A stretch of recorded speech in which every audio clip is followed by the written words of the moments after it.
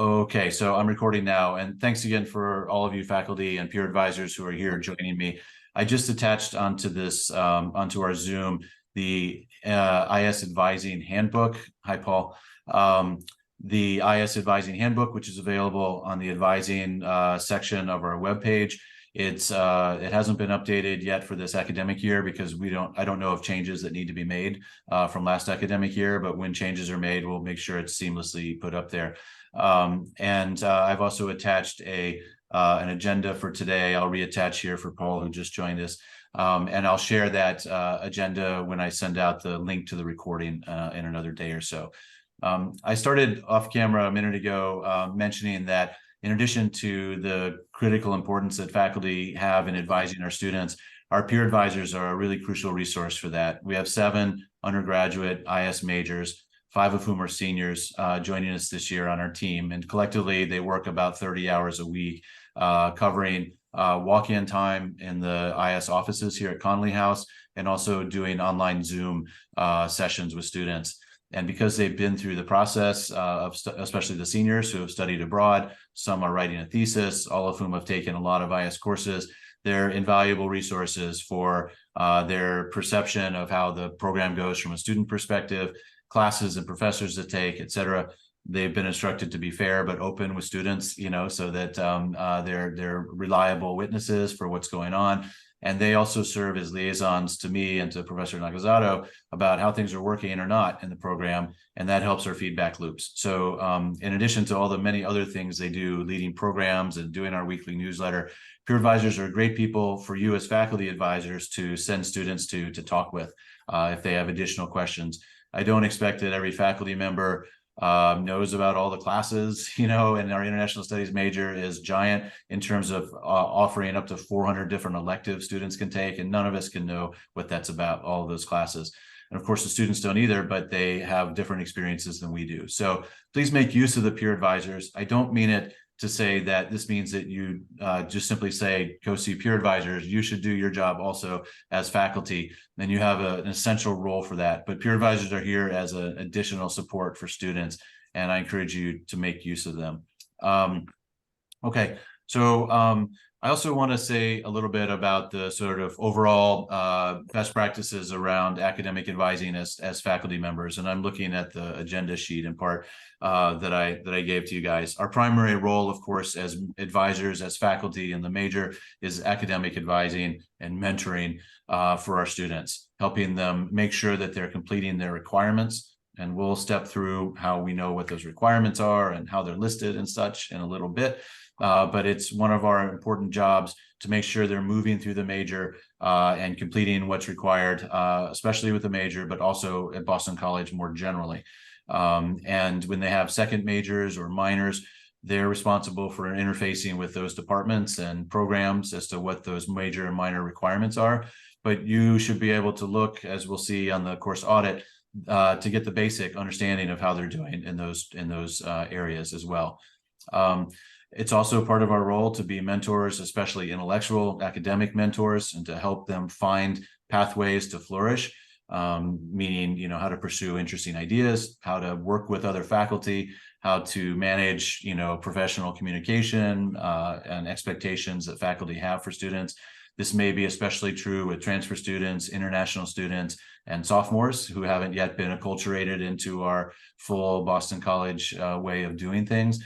But it can be true for other students as well, of course. And we should be mindful that this is part of our job, is helping them understand. So if they address you in a way that feels inappropriate, or if you see communications with them, please make it part of your job to help, in a positive, constructive way, help them be professional in that sense and respectful and understand the proper ways to communicate. And that leads me to the sort of role that we have for career advice and for references. One of our roles as advisors is also to help those students post-graduation or as they come toward graduation with letters of reference when it's appropriate and when we know them appropriately. Joe Getzoff wasn't able to be here today, but we've been talking about, he's been interested in circulating a document among faculty with some guidelines for seeking recommendations for faculty. And so I'll be sending that around and let people comment on that to see if we have some consensus on how we'd like to ask students to ask us for recommendations. this is a busy season for a lot of us who are writing 20 or 30 or more letters of reference in September, October, and into the end of the year. Sometimes it can be 50 or 60 letters over the course of the year. It's extremely taxing on time, but also extremely important for those students.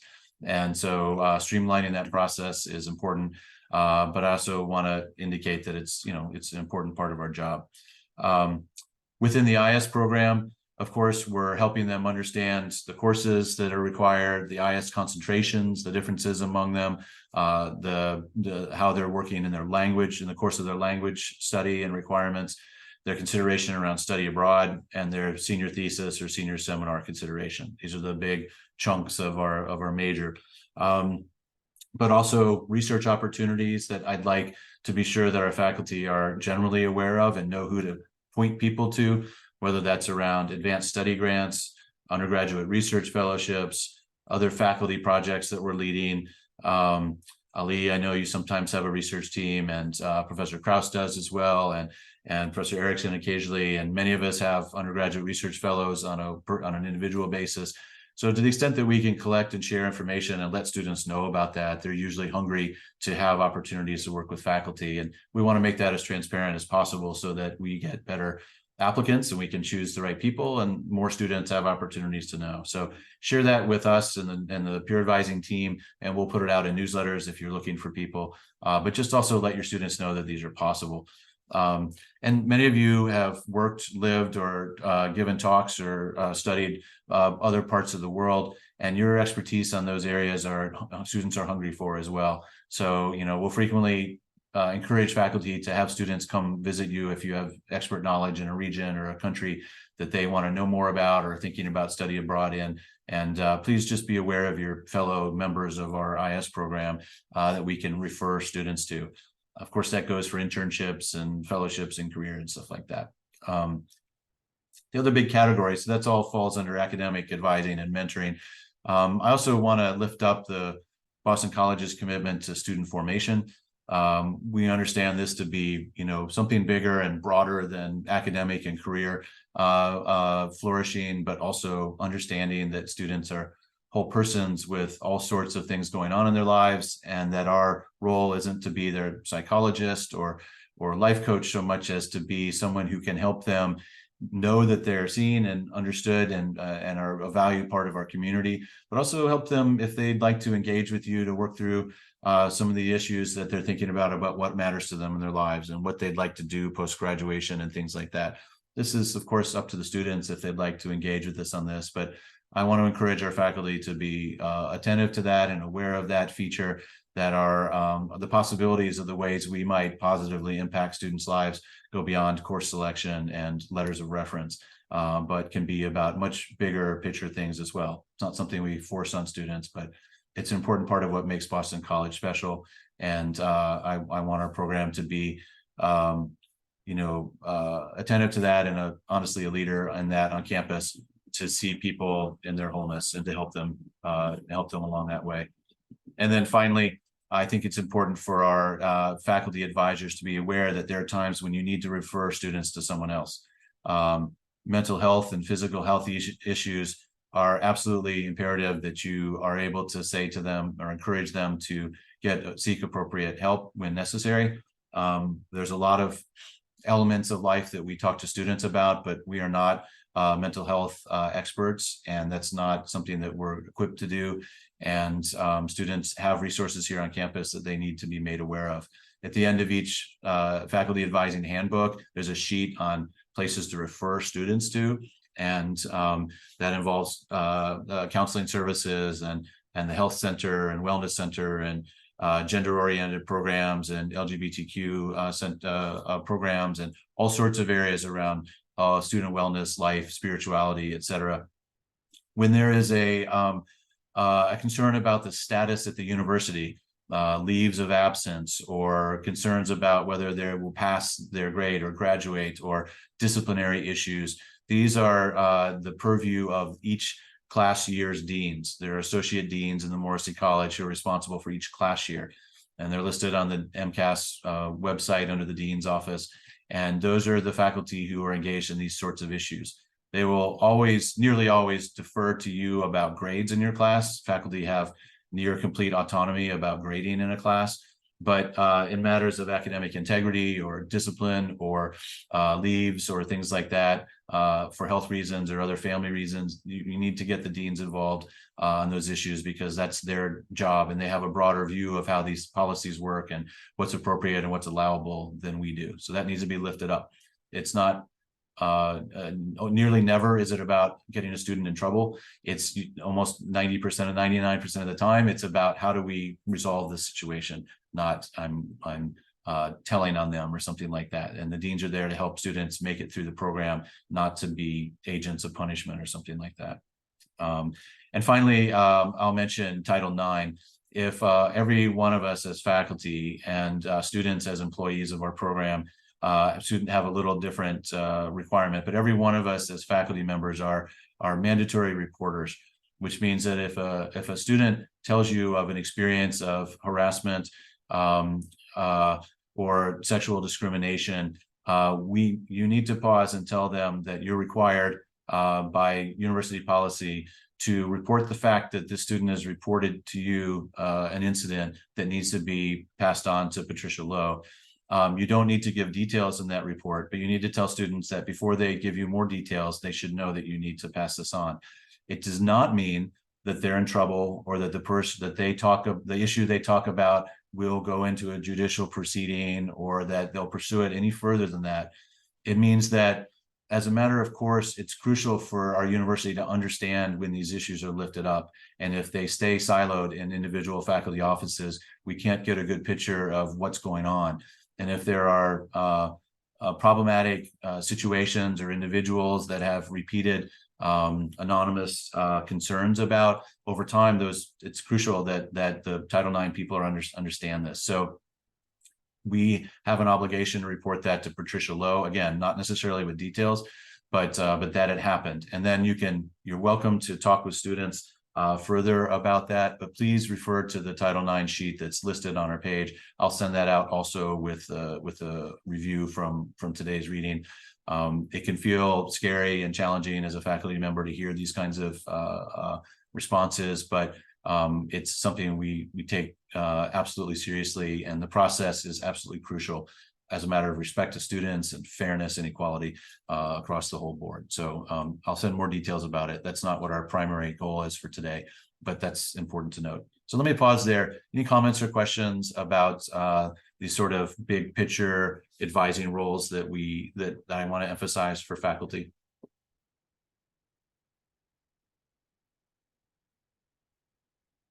Okay. Secondly, timelines. Before we get into details, I want to let you know that one of our, the peak periods for faculty advising tend to be the weeks before registration for the next semester.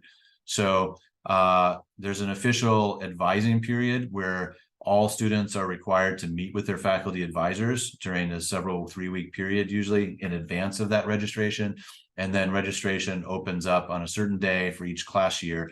And students are given by lottery, usually by lottery, a slot after that first morning begins. There are categories of students who have advanced registration, and you may start to see them in your classes before official registration opens.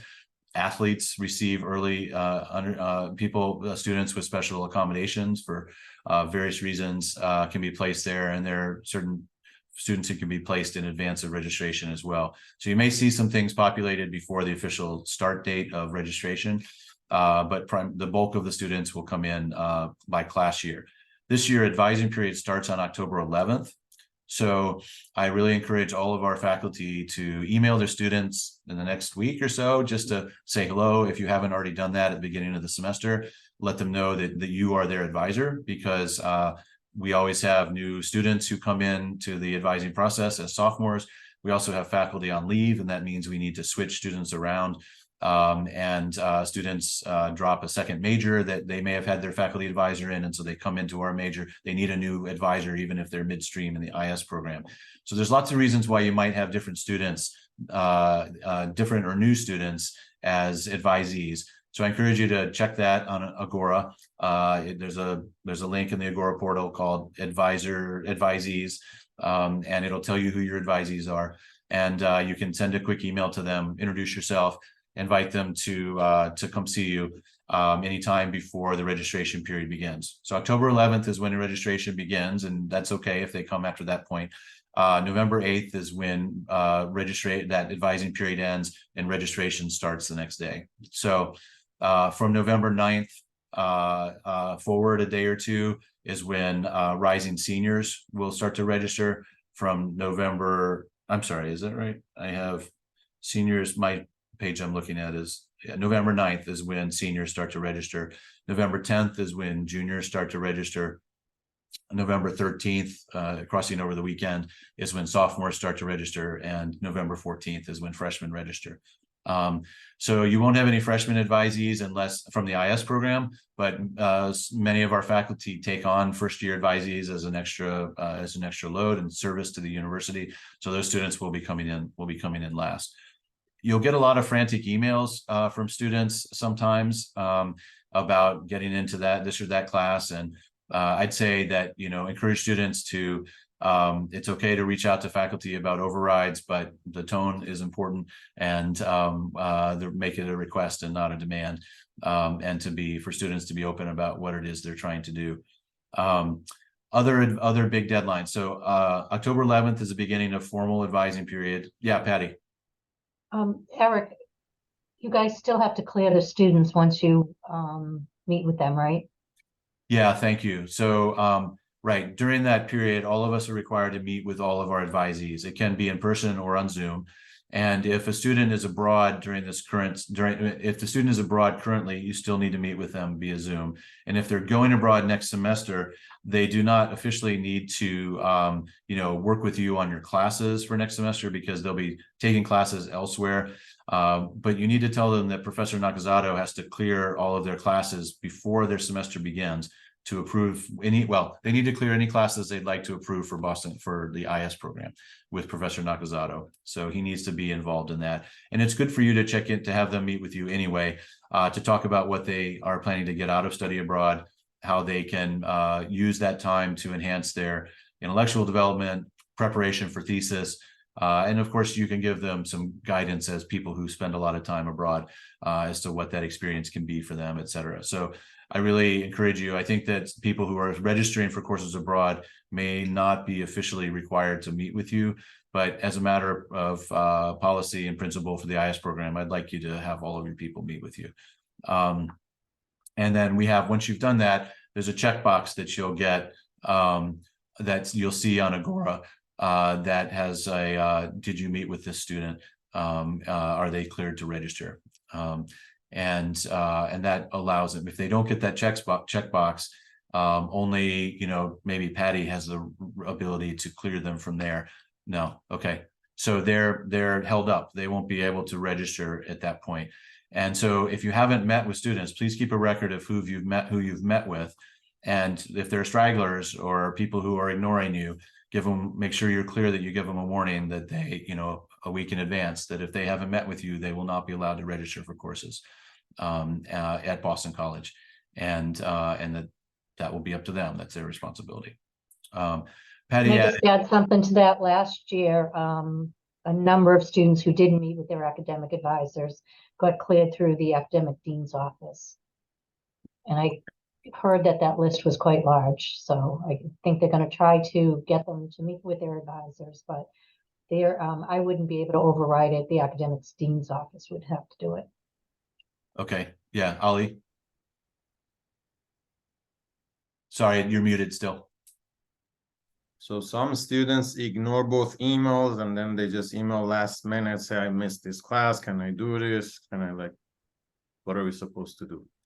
I'd give them a week's notice that says, like, 1 week from now, you are scheduled to be registered. Your class begins registration. Here are my available times, in this next week. And if you don't meet with me, I won't be able to allow you to move forward. And when they go to register, they'll find they can't register. And then you'll say, I told you twice in the past 3 weeks that you needed to meet with me. Here are my times available over the coming days. It's a shame that you won't be able to get the classes you want. If they try to elevate that, to me or to Professor Nakazato, we'll say you need to get a meeting with your advisor. If they somehow manage to make it to their academic dean, or if the academic dean somehow wipes it clear for them, we can't control that. But for sure, we don't want to tell them that the deans may do that. This is for obvious reasons. This is an incentive structure to do the thing that we know to be right and good, which is for students to have relationships with their faculty advisors. I know your point, Ollie, and I've had stragglers too, who it puts pressure on us in last minute to somehow clear our schedule for them. And I think that, you don't need to clear your schedule for them, but some sort of reasonable accommodation of, okay, tomorrow we can work for 15 minutes is appropriate, but you don't need to clear the decks for them if you've given them advance warning. That's my feeling, at least. Thank you. Elizabeth?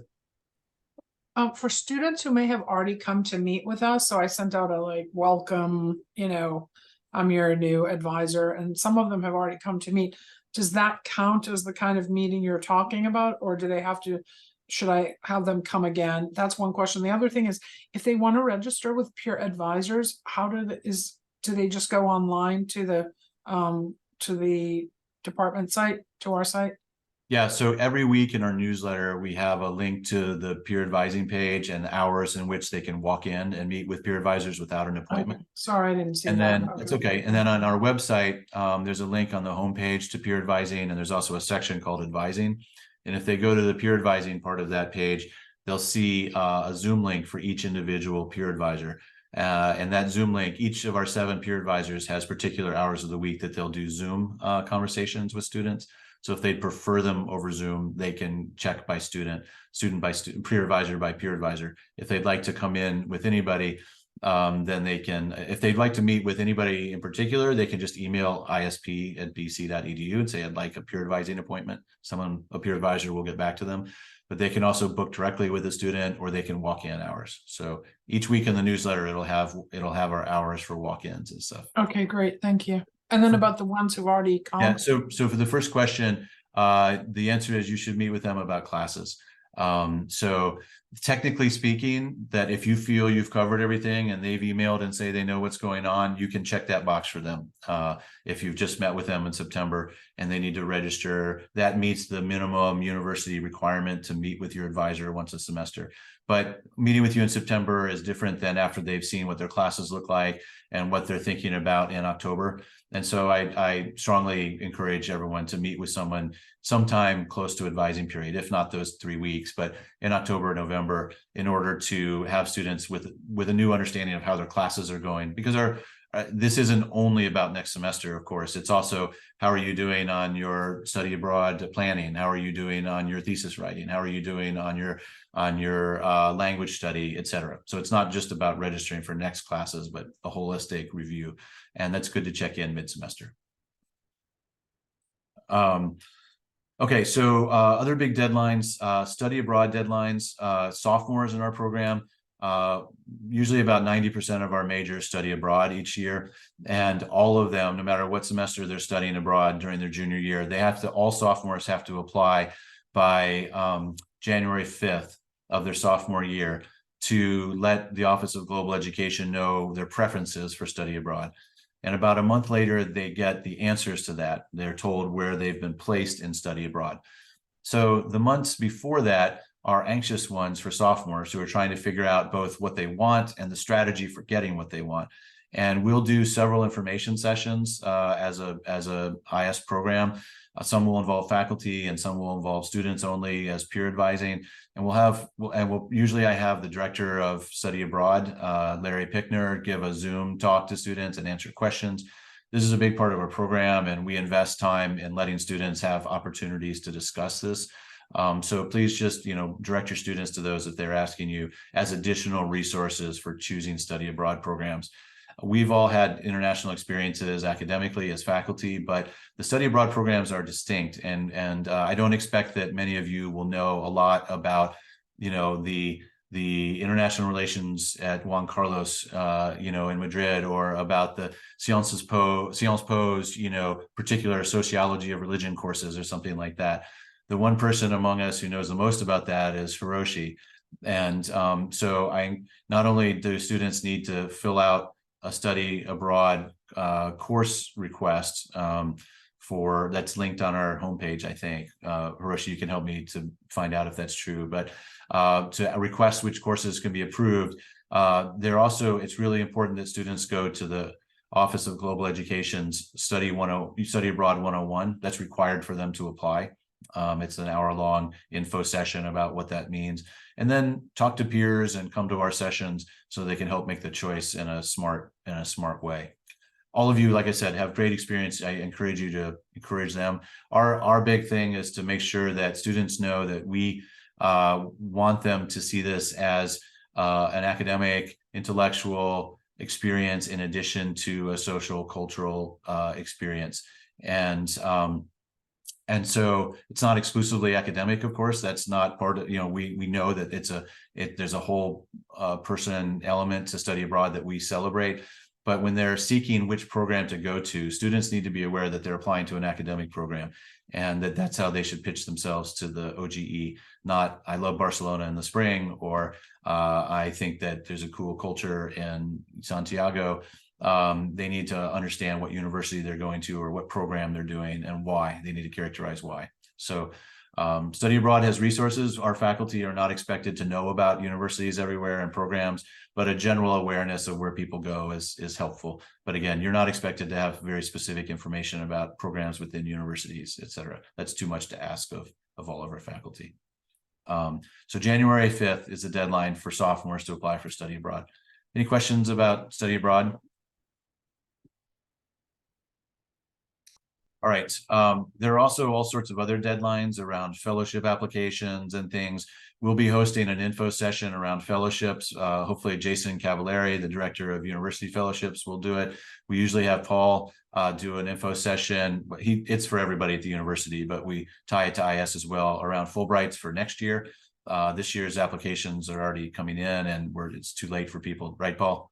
They can't just start now. Can't hear you yet. Technically, yes, they still can, but the deadline's a week from today. So right, exactly.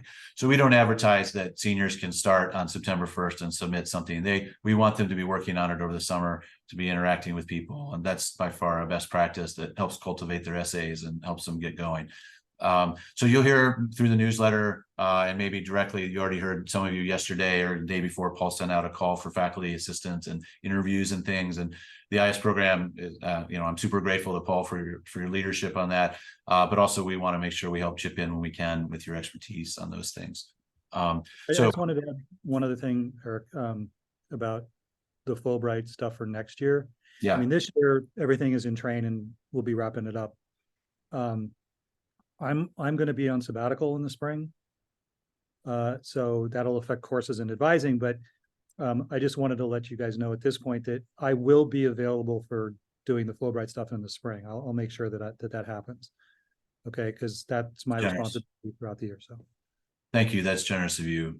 It's a huge machine you've got rolling there, and BC is thanks, in huge measure to Paul's work. We are extremely successful at getting Fulbrights for our students, and so this is something our students cherish the opportunity to do. And anyway, so the IS program is very invested in all this. You'll get these deadlines on the newsletter, the weekly newsletter, which of course all faculty should be paying attention to. The other big deadline to be aware of, although it's less involved for your academic advisees, is the February 1st application to join the IS program as a major. So all of your advisees will already be majors, of course, but if you have freshmen in your orbit, in your classes, please let them know that this is coming. Encourage them to sign up for our newsletter, to go to information sessions we announce and things like that. Your recruitment of freshmen to join our program is really, really, really important. It's hard to let all freshmen know about all of our stuff and all the different programs at BC. So as much as we're a well-known program, there's still many hundreds of students who say middle of their sophomore year, I wish I'd heard about this sooner. So help us help them hear about it sooner, and hopefully some of them will be IS majors. And finally, if you're advising a student, whether you're a thesis advisor or simply an advisor of a student writing a thesis with a different faculty member, please be aware that senior theses are due April 15th. In their final fashion, if they're going to be considered for the Matteo Ricci Award for Best Thesis in our program.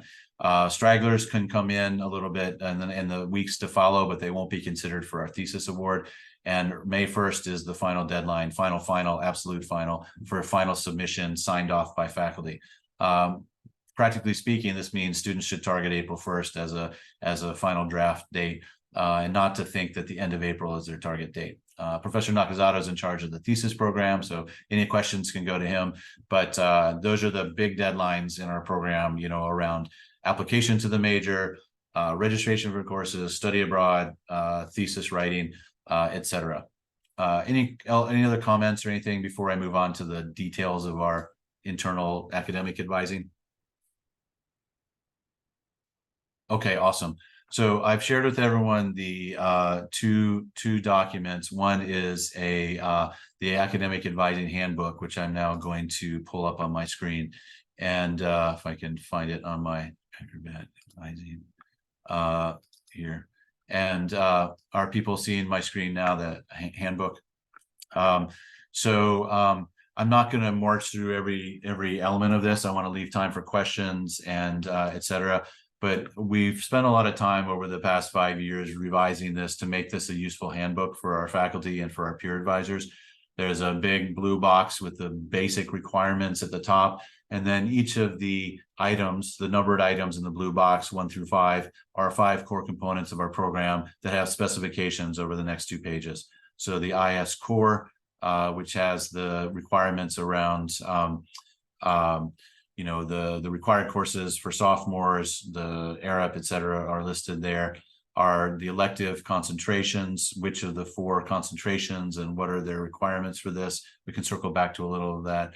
Requirements for language proficiency, which we'll circle back on, study abroad, senior thesis, or senior seminar. And then the final pages have a word about the degree audit, which we'll go over today, and some other basic ideas about academic advising, including Morrissey College requirements and university requirements.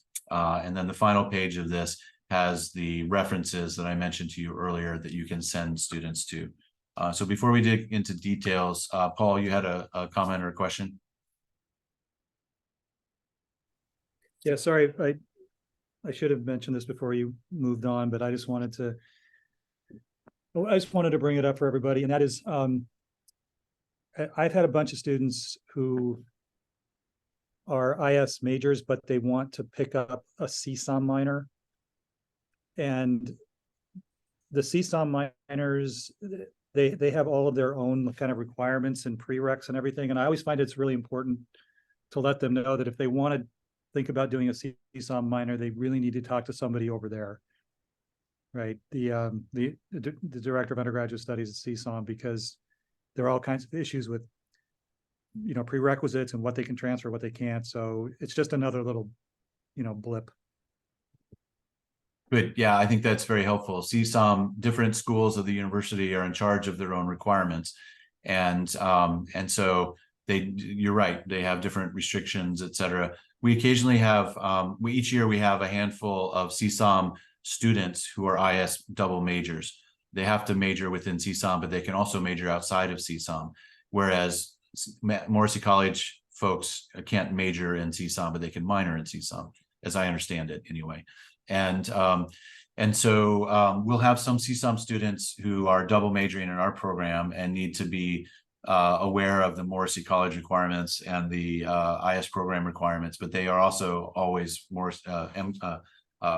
Carroll School, you know, students. And so you're right, Paul. I think that they need to be attentive, just like in other programs outside of the IS program. They need to liaise with other departments. It's especially important for different schools, whether that's nursing. It's much less common to have nursing students, but we do have some Lynch School students and some CSUM students who are IS majors that need to be attentive to both schools. Yeah, Hiroshi. Those double majors are always advised in their own school. So it's usually Miss Joyce or me that gets them for IS because their primary advisor is the other school. So basically they're in good hands with Miss Joyce is my general point. And I'm okay at the double major problems. Yeah, we'll get, a lot of us have people with CSOM minors though. And that's very common among our students. And Yeah. so, I mean, points well taken, Paul. And in general, we say to students, please be sure you're meeting the requirements of that minor by talking to the program managers of those minors and maybe the DUS at CC. So it's good. Let me walk through briefly the requirements that advisors should be aware of, and then we'll take a look at examples of two course audits that I've put up and redacted the names on. And Patty, you can help answer questions and I'll walk through them as well. But I want to start with the core, recognizing here that students are required to take both Where on Earth sections. They're both 3-credit courses in their sophomore fall. If they come to us for some reason too late, if they transfer early in sophomore year but miss that, or if they fail the course, they still have to come back and take that course a different fall, but it's not offered in the spring. Likewise, Intro to IR is a course that we require of our students to take sophomore spring. If for some reason they take a leave of absence, COVID created all sorts of waves on these things, but if they miss it for a leave of absence or something, they take it the next spring. We are reluctant to allow students who take Intro to IR somewhere else to count it in as opposed to this, if they're transfer students or something like that. Occasionally we do, but that's up to Professor Nakazato. That's up to Hiroshi on that. They need to take one comparative politics course. These are listed each semester in the approved courses for the next semester. There's a Google Sheet linked on our homepage. And so students can see which comparative politics classes will count next semester. They need to take principles of econ. This is essentially 1101. But if they have AP credits around economics, they have to have an AP 4 or 5 on the AP exam in both macro and micro econ in order to get out of taking that econ 1101. And if they do have that, then we say, congratulations, you need to take a different econ course to satisfy the econ requirement in our major, rather than skipping that class. So they still have to take 2 econ classes, no matter their AP status. One of them is at an introductory level usually, and one is at the 2000 level. There are occasional classes that are econ approved courses at the 2000 level that may not have the econ label of econ 2 XXX. We'll be hiring a new economist to join our faculty as a professor of the practice next year. We'll be searching this year, and that person may well offer INTL courses that count for the econ requirement, but we'll make that clear every semester on the spreadsheet that says what counts for this requirement. I just want to give you a heads up on that. And then each student needs to take ERIP, or Ethics, Religion, and International Politics. Sometime we really want them to take it after they've studied abroad. And if the students are not studying abroad for some reason, they can take it their second semester junior year. But practically speaking, these classes generally fill up with seniors. And so you can say that it should happen the last 3 semesters of their time at BC. All right. Then each student, of course, chooses a concentration, one of our 4 concentrations. And in each of the 4 concentrations, they take 2 classes that are Foundation 1 theory-oriented course and a Foundation 2 method-oriented course. The method-oriented courses are frequently research methods, but they can be other classes that are deemed, again, in the spreadsheet. Each semester, they'll be listed as to what those are. So you can refer to those before you start advising and refer students to that spreadsheet. I'll show you that spreadsheet in a second when I flip screens, just to be clear about what that is. So 2 courses and foundations for each concentration and 4 courses of electives. This is where the major really opens up for students. And this is one of the big reasons students love our major, is that they can take electives from a really wide array of places. We have a big spreadsheet, again, that tells them which classes count for which electives. Some count for multiple ones. And that spreadsheet is your guide and the student's guide to what counts. If you feel, or students feel, that something's not appropriately listed or needs to be expanded, or new courses aren't listed, please reach out to Hiroshi, and he and I will consider which courses ought to be put in which concentration. We review that consistently throughout the year. And given the number of classes that are on our list, there are always bound to be some little mistakes or oversights or new classes we don't know. So please don't hesitate to let us know. And students can make an appeal as well around those things. So each of the 4 concentrations have these requirements, and there are some little minimal things that you should read through here about what counts for what that I don't want to spend the time on right now. We can do in Q&A.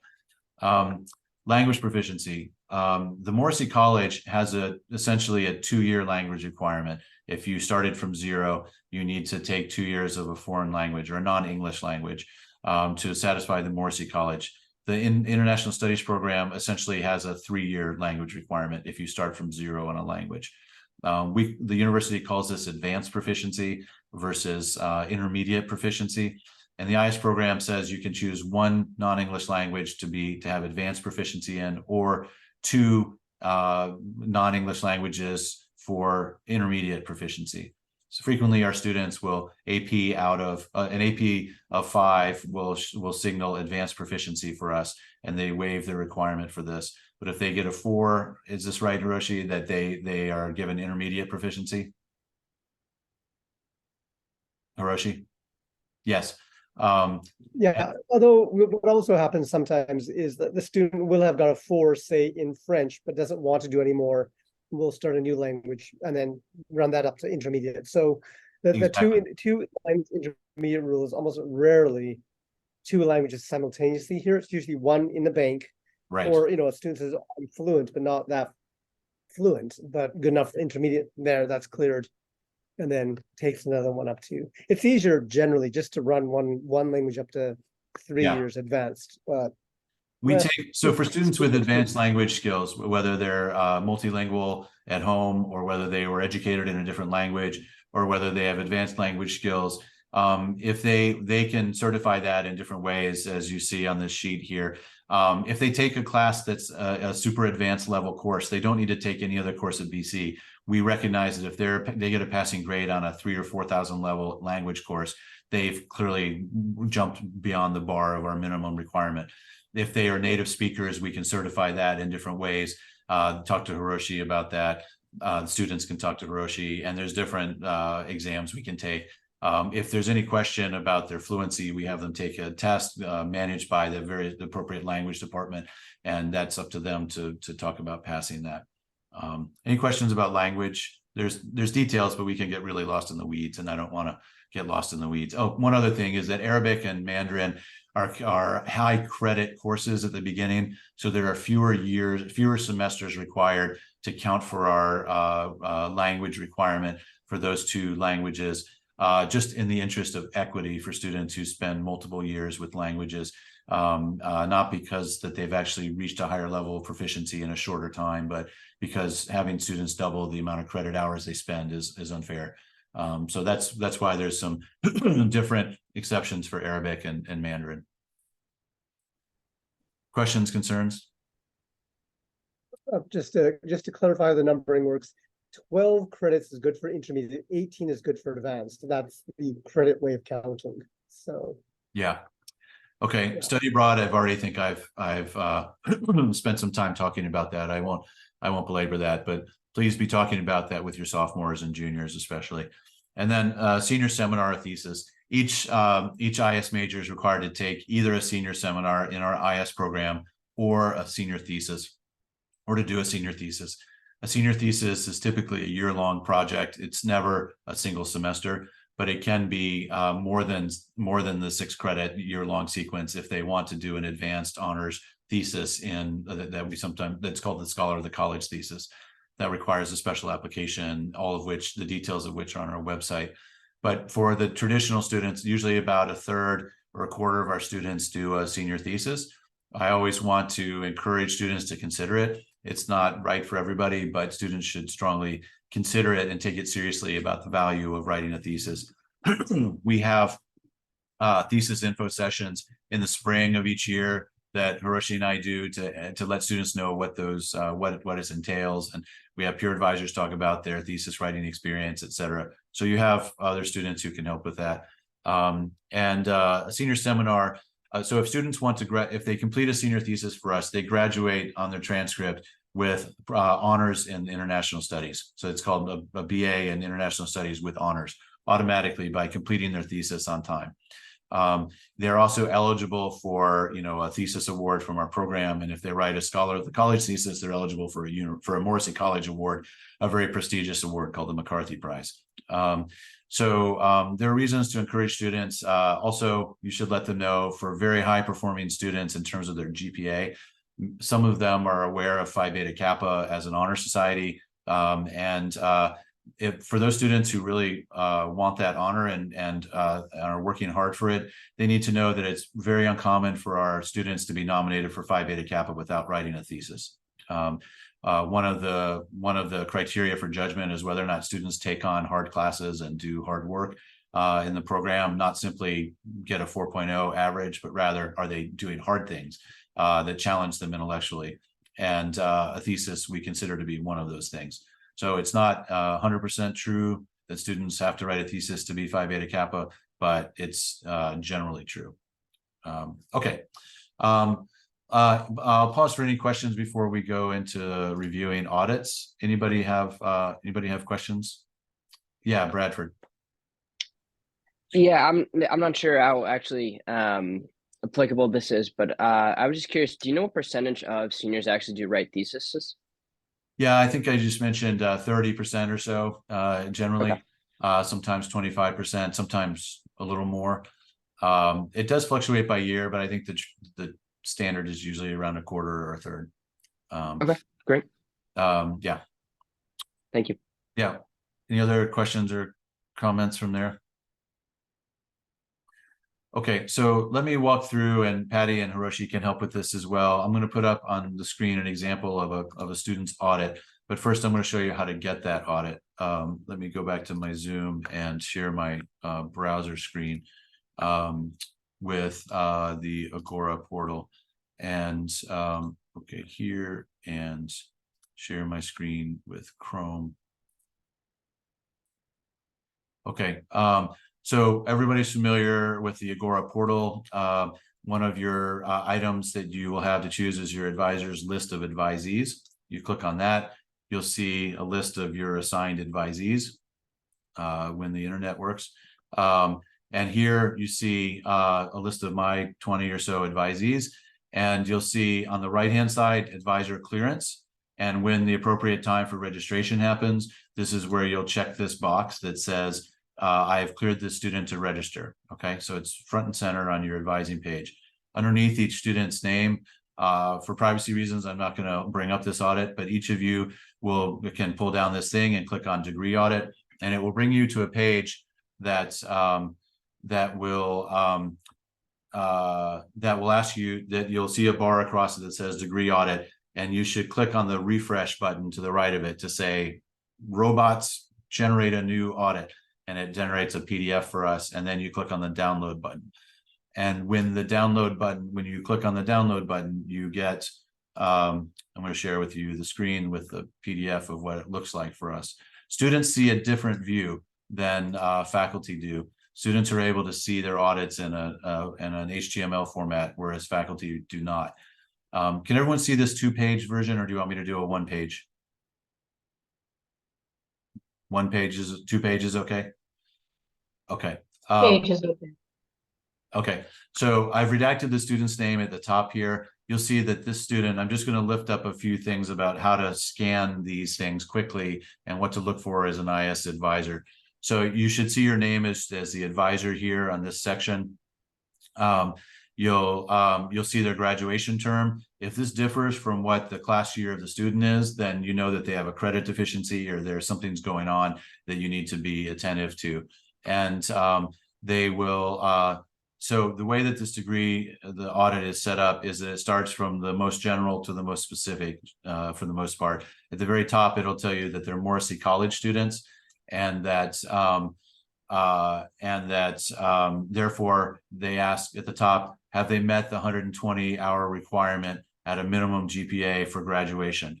And the earned credits item here tells you how many that they've completed before the semester began toward that 120 credit hour requirement. And the next item says, what are they doing right now? What are they enrolled in right now? And the next one says, after they've completed the one successfully that they're enrolled in, how many will they need? So this student, you can see, is doing well in that he or she simply needs 9 credits to complete their graduation requirements next semester before they graduate. And usually students take 15 credits a semester. So this student might profitably choose to take 4 classes instead of 5 classes next spring, if they'd like to expand the time they dedicate to them. But frequently they'll choose to take 5 as well, because it's a chance to take, but they could also take a 1-credit course that's more about life skills or adulting or whatever, in addition to 4 academic courses, just by way of example. It's important to note that within the Morrissey College, for MCAS students, 96 of their credits must come from arts and sciences. This rarely becomes an issue unless they spend a whole year abroad and they are double majoring outside of the school or something like that. But pay attention to this. Clearly, the student has no problem with that. By the end of the semester, they'll be way above this. All of their credits but 1 has come from the Morrissey College already. So usually this isn't something we worry about, but you should flag it if it's not going. This tells you which courses are currently in progress by the student. It gives codes. Sorry about that. It gives codes it gives codes for the classes that they're in right now, so you can have a quick reference. This next section here that says University Core Requirements. So this is the BC Core, what most students call the core, is whether or not they finished it. This check mark right here, it says, okay, it means that this student has already completed their core requirements for Boston College. And when the whole section here from page 2 here up to here is each individual class, how they've completed it. So their writing requirement receives a plus next to it to say, yes, they've completed it. Literature core, arts core, math core, history 1 and 2, philosophy core, social science, natural science, and theology, as well as a cultural diversity core course. So each of these are, you can see a minus if they have not completed them and a plus if they have completed them. And then it starts to move on to other requirements for the college. And this is their language requirement here. For us, this student completed a language proficiency exam of some sort, or an AP maybe, that crossed over here that says plus they've completed that. But remember that that's not the international studies requirement. We'll see that when it comes to the IS program as well. Okay, and then it starts, this PDF has no concern about whether it's readable or not. It simply just pumps it out in a flow. And that makes it a little inscrutable at times, but you need to look. So here on the bottom right, you'll see the beginning of the international studies major section. So after the BC core, it'll move into the majors in order of how the students have them listed. Double majors may have the IS program second. Usually it's first. Okay, so we'll move on to the IS program. And now it says, this section here says, have they completed the IS core, right? And IP means that the completion is in progress, that after this semester, they will have completed it. So you'll see this student completed, a student is a senior. So this student completed Where on Earth, Intro to IR, Comparative Politics, Principles of Econ, and then the student is in a 2000 level econ course, and the student is in ARIP right now. So we know by IP that it means that they'll be clearing these requirements at the end of the semester, assuming they pass the class. And then it moves on to their concentration, which here is ethics and social justice. And this tells you here that no, the student will not complete all of these this semester. They've completed Foundation 1 and 2 course, and they need 4 electives, one of which has already been registered. And it means that they need to complete 3 classes, all of which can be done next semester, of course. This here is one of the aspects you'll see more and more of the younger the student, because this gives a list of what the robot understands to be possible courses that will count toward an elective in our program. It's unfortunate that these are all visible because it's impossible just to click. It's better to use our spreadsheet than to use this list. But that's what this is. It's a list of courses that could possibly count for electives in their concentration. But we want to refer them to the more information-rich spreadsheet rather than this. There is also a senior requirement listed here for either a seminar or a thesis. This student will be taking a senior seminar in the spring, apparently. So it doesn't appear that they have a thesis or a seminar listed. That means that they need to complete a seminar in the spring. And then the international studies language requirement is separate than the other, as I mentioned. And this student has an okay here, meaning that they completed Spanish CCR 2, which is the end of the 3rd year sequence for Spanish. Let me pause there because this student is also an environmental studies major. We've reached the end of the IS portion of the audit. From Hiroshi and Patty, are there things that I've missed or you want to add to this for this student? So what I do want to add for the electives, student may have taken courses that count, and it's going to be at the bottom of the degree audit. If we want to just scroll down for a minute. Here, yes. Right Elective here. courses. So, it could be courses that they got approved abroad, because it looks like this student, it looks like they took something for environmental studies. Oh, here's one for global ethics. That might be counting. What else? Another one for environmental studies. Good, yeah. So in that case, one or two things need to happen. The student may have already filled out the study abroad course evaluation form, and this will eventually get into their electives. Or they didn't get prior approval and they'll need to submit it after the fact to move it in. I've talked to two students this week who filled out, well, one filled out the wrong form. They filled out the course pre-approval form, which doesn't go to student services, so it's not going to get updated in their audit. But another student did fill out the course, study abroad course evaluation form. My understanding is that over in Europe, they had a strike and courses weren't being graded on time. So I think they're really behind in, I think the courses just came over and the grades just got posted, and you can see it's on this degree audit now because that's 23 spring. So it may take some time. So I'm going to try to keep an eye on that if a student reaches out to me. I did reach out to Karen Livingston to just have her update the student that I met with today, so she'll be all set. Thank you, Patty. That's really important. And then if it's a course within BC that for some reason isn't written into the degree audit logic, which is all those numbers in behind the robot, they have to fill out a degree substitution waiver form. Yeah, I'll come back into the electives. I'll show where those are on our homepage in a second. But yeah, thank you, Patty, for that. That's really important. That some classes, there's a distinction between the reality of what students have done and what the computer system shows they've done.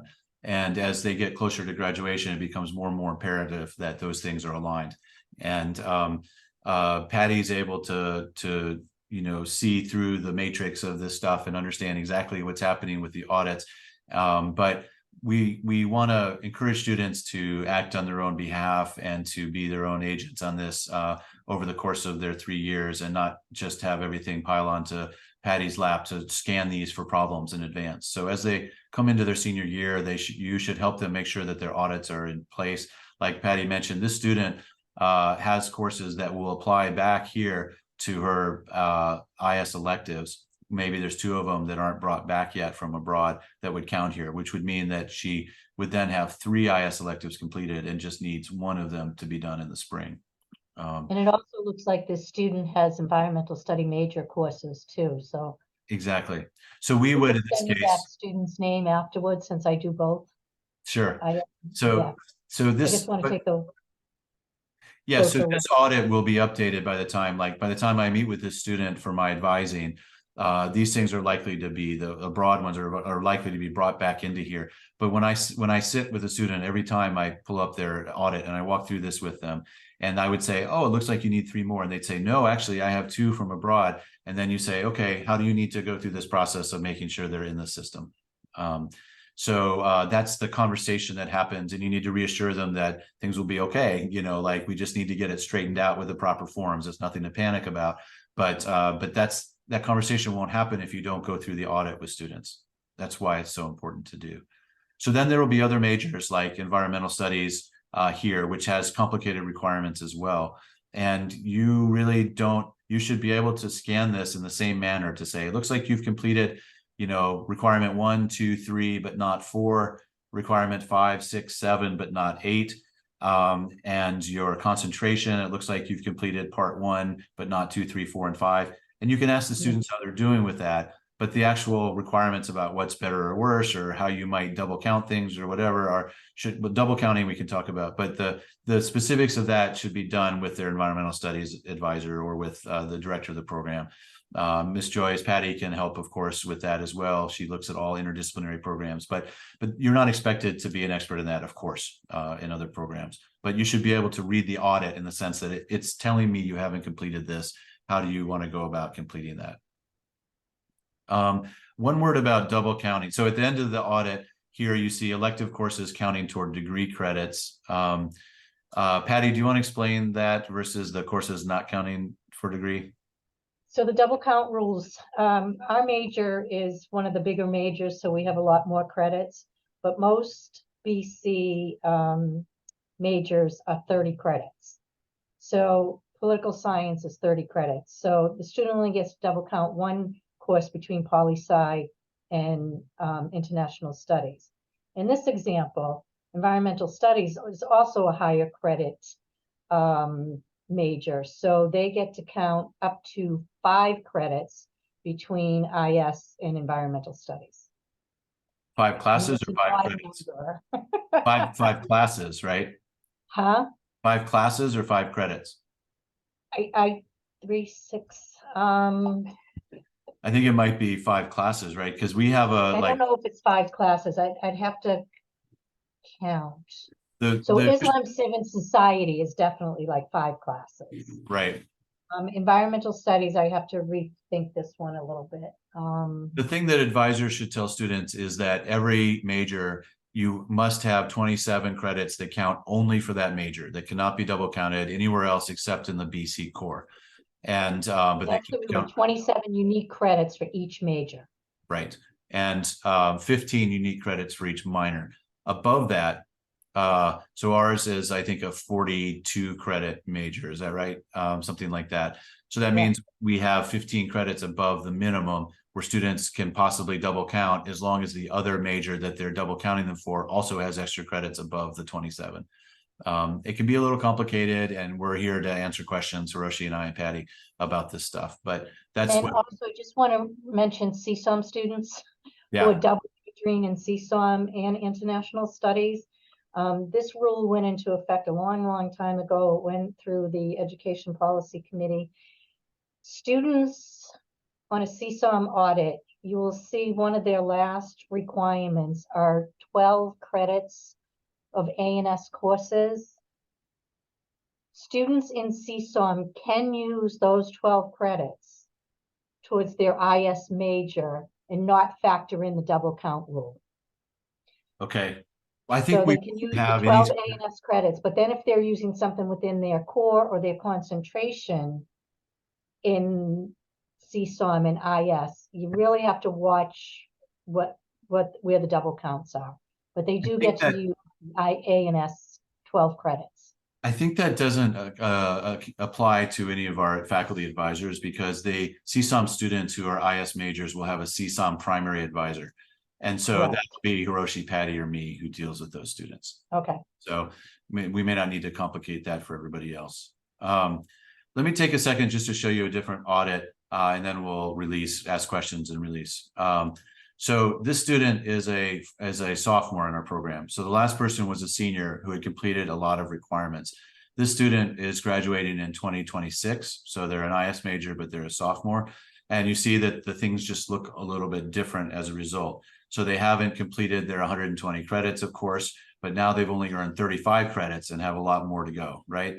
They, all of them so far have been in the Morrissey College.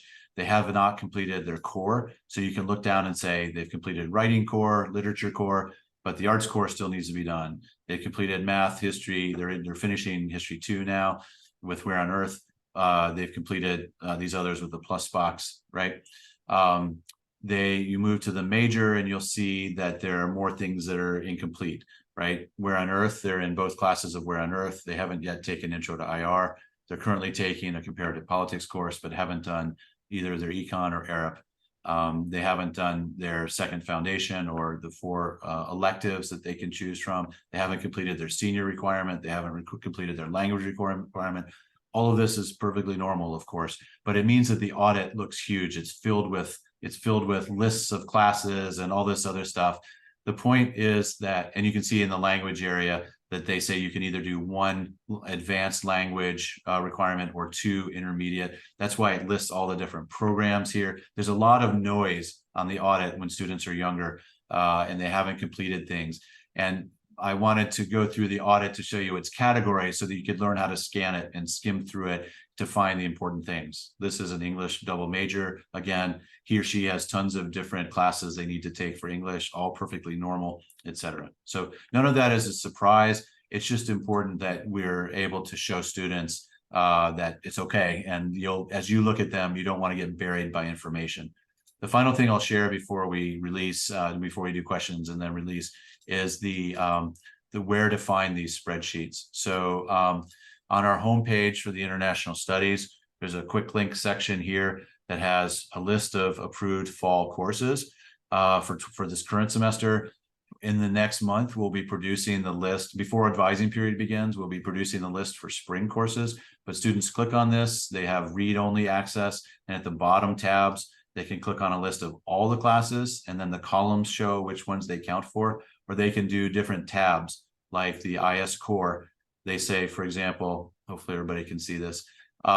Here's Where on Earth this spring. Here's the intro econ courses that are offered. Here are the 2000 level econ courses that are offered. Here are the comparative politics ones that count. You'll notice this one on row 29 is not a political science course. It's an INTL course. Here's when Arab is offered. Here's the senior seminars. Okay. So for each semester, we'll produce these, and then each concentration has a tab as well. For conflict and cooperation students, here are the Foundation 1 courses offered this semester. Here are the Foundation 2, and here are the electives this semester. Okay, each of the tabs, they have that. In addition, there's a list we call the complete list of all approved courses. And this is a sort of master spreadsheet that has all of the electives that are offered that we have approved. Right now, there's 446 of them that show up as being fully approved. And then we've divided them also by the concentration they're in. This is a lot of work for our staff to do, for our peer advisors and things, but it's really important for our students to be able to use them. And we want you to feel comfortable with reviewing them and looking at them as well and pointing students to them as well. Okay, so these are both in this bulleted item here on the front of our homepage.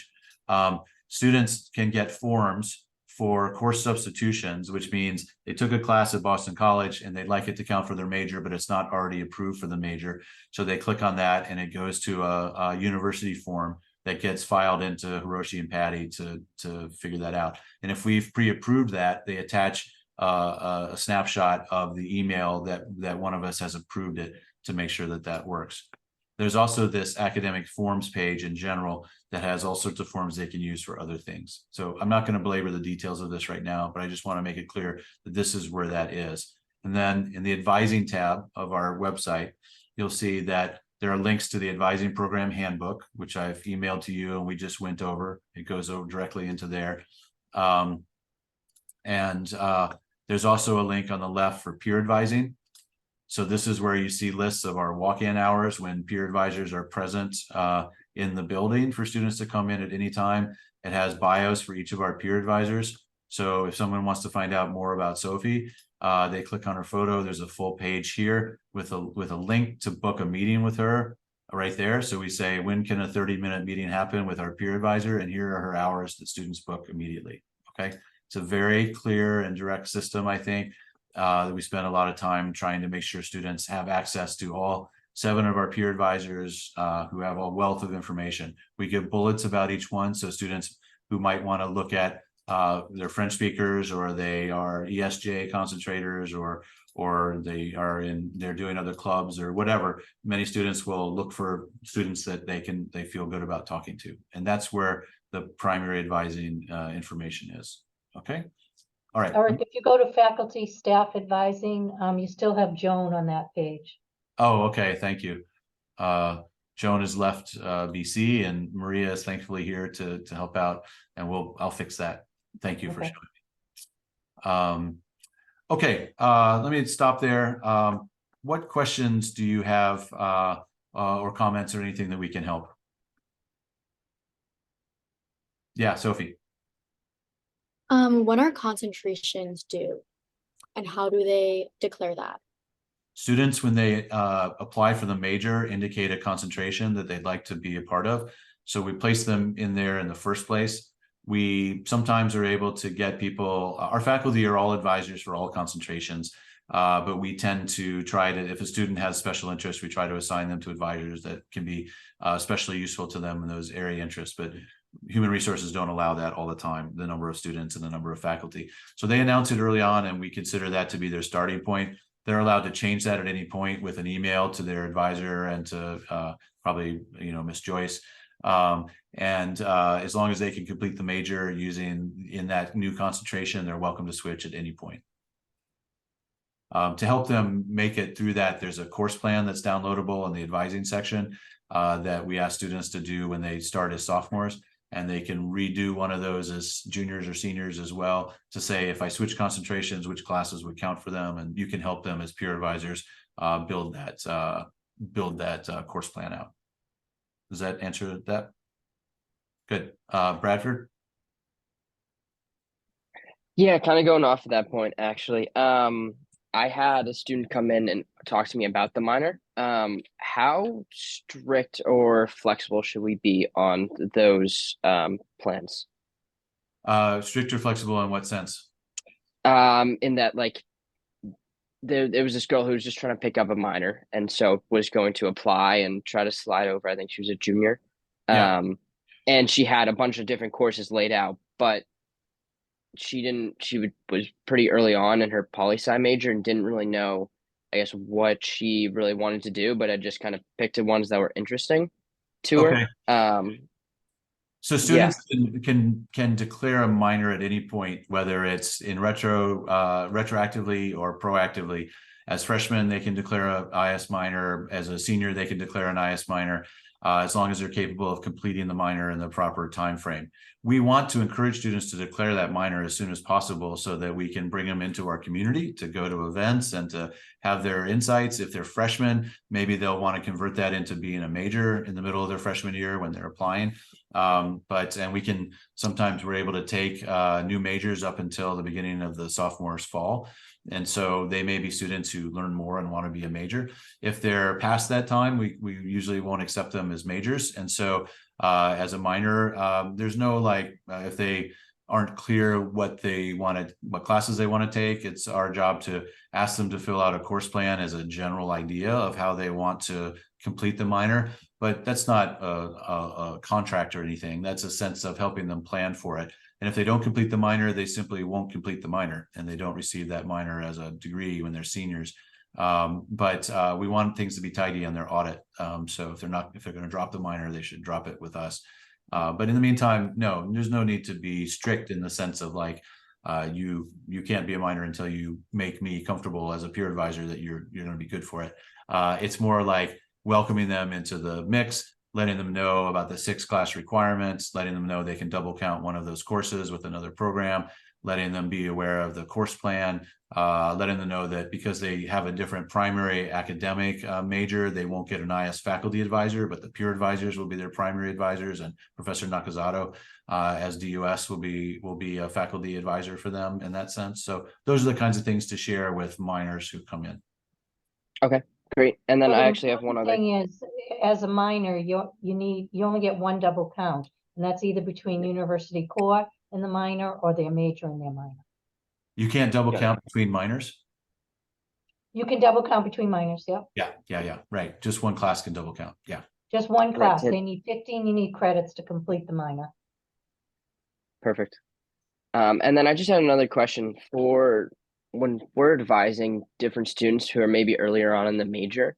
How should we go about telling them which classes to take next? I took an educated guess when one girl came up to me. She was a sophomore. She was taking the 2-hour nurse, but she's like, "What should I do in the fall? I still have these core classes to do. I still have to do this other major." And so I kind of recommended that she balanced a bunch of classes. But she was really like, I feel behind. I'm not sure if I should have jumped in on going to my concentration yet. Do we recommend that they do the foundations courses before the electives? And does it matter there? I guess what should we always keep in mind? Kind of this language requirement, I guess just Yeah, to kind of I'll say a word and then Yes, for a second. Hiroshi and Patty can jump in as well. I would say, first of all, make sure they're working on their language requirement consistently, so that they don't leave that for later or are unaware of it. We also encourage them. The foundation courses are called foundation courses because they help build skill sets and knowledge for future use. They do not have to be done at a certain sequence, but taking research methods as a junior is strongly encouraged, so that you have a prep to do it for senior projects rather than taking it senior year. So as a sophomore or junior, research methods is a good class to take, making sure their language requirements are going. And then, you know, slowly working away on their BC core so they don't save that to the very end, and thinking about study abroad. What classes might they want to, you know, if they're going to be studying abroad, they'll probably take 2 electives back from studying abroad. So they don't need to do all 4 electives here. But they can, we encourage that, but we also expect that they'll take IS programs abroad. So in terms of being behind, as long as they're capable of getting all this done with a little extra wiggle room, you know, certainly encourage them to de-stress a bit, and just to say that we, you know, it's a holistic educational process, and that the sequencing, we've provided some required sequencing around Where on Earth and Intro IR. But from there, it can be up to their schedules and their desires. But language and research methods, I would encourage being in the mix for sure. Hiroshi, Awesome. do you want to add anything to that? I mean, it's not a bad idea studying the foundation, the F2 methods aside, because like the IR methods, sorry, was it the research methods in international studies works across all 4 concentrations. So that's always a good one.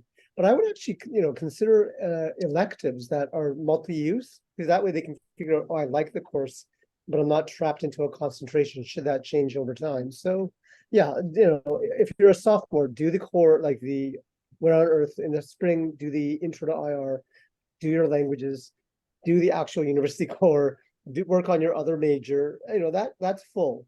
And when in your junior year, go abroad if you can, take the electives if you can, and then yeah, slowly make sure they're counting all where everything goes. It's a tough thing to complete everything, but it can be done. Patty, anything else to Patty, add? anything to add? Oh, I think you guys covered it all. Yeah, I think it's you. Peer advisors and faculty advisors should let students know that students double major all the time in our program. They major and minor with 1 or 2 minors all the time. It's completely doable. We do have a higher requirement than others, but that allows double counting more frequently than other majors. And they also have credits that are available. So I have had a student who's double majored and double minored, but her life was really complicated by making sure everything was about making sure it checked boxes, and that just adds stress and things like that. But a double major is common, and a major and a minor are common, and students shouldn't be afraid to do those if that's what they want. But we shouldn't force them into it either. It doesn't make them worse students to only do IS. It allows them time to dedicate to IS, and also to have more general electives that they complete that allow them to pursue their interests. And that's a terrific thing. That's what liberal arts education is about. It's not about certification so much as education, and we want them to pursue their interests broadly. And, you know, I think one of the things peer advisors can do, and faculty also, is to encourage students to seek out professors that will provide great experiences for them. And so, you know, if you've heard colleagues of, you know, that you think are terrific, or that classes that challenge the status quo or have especially great, you know, reputations, ask them to consider it. You know, but not at the expense of, like, you know, new colleagues who may not be well known, but also do amazing work. So, you know, just be open and to encouraging students to step outside their comfort zone a little bit, and to be open to being intrigued and challenged by classes they might not expect. But okay, any last questions before we cut out? Thank you guys for taking the time to be here. Thank you to the folks who were here and had to leave. I'll publish this recording soon and share the link for everybody, with a strong encouragement for others to watch it. It's really I appreciate your time here, and look forward to working with you. Hiroshi and Patty and I are available for consults or references or anything like that you need over the course of the year. So have a great weekend, everybody, and thanks for taking the time. Bye, everybody. Thank you.